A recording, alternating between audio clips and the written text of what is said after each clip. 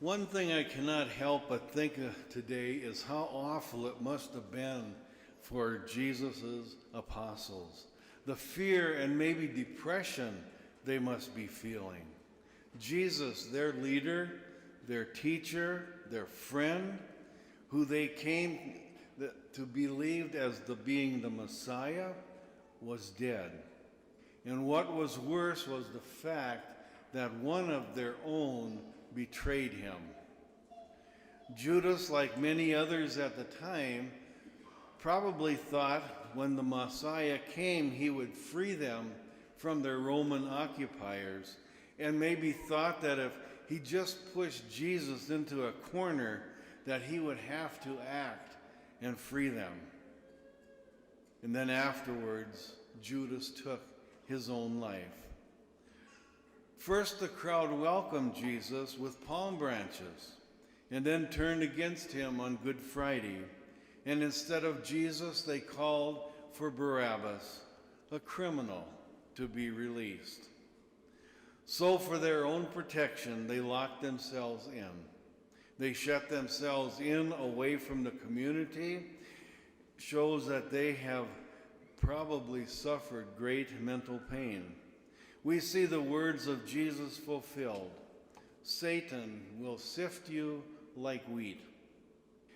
Then today, as the 10 were huddled in their room with the door locked, Jesus appears before them. And their first thoughts would have to be, oh man, Jesus is going to be angry with us. He's going to punish us for running away and abandoning him. But instead of anger, Jesus says, peace be with you. Jesus enters into their fear and pain and heals them. Peace be with you. Can you imagine the peace that must have come over them? They still may have been in shock, maybe had doubts, but at the same time, they felt this great peace.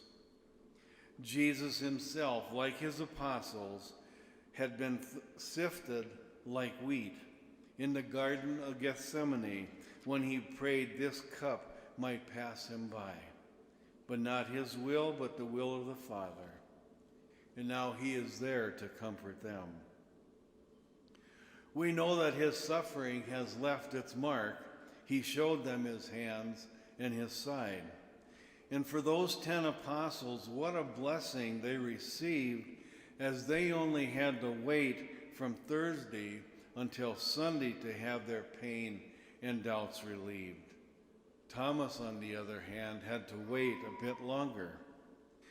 You and I are often sifted like wheat, just like Jesus. We may have had to wait longer than a week to have our doubts or our pain healed. Some even bear crosses their entire life. They could be called heroic. They are the ones Jesus means when he says, "Blessed are those who have not seen but believed."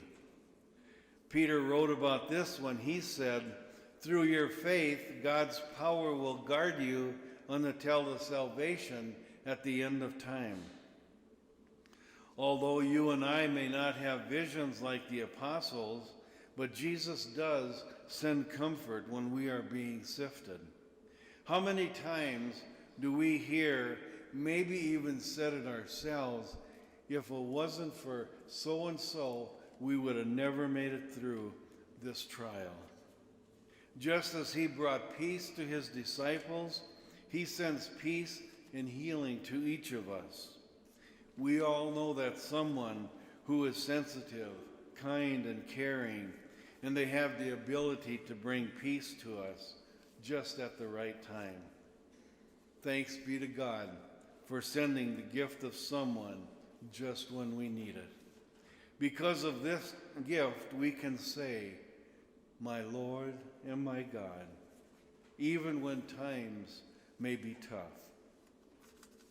Jesus asked to have the apostles go to Galilee to meet the risen Lord. And this would be like you and I meeting the risen Lord in our everyday life, our ordinary lives.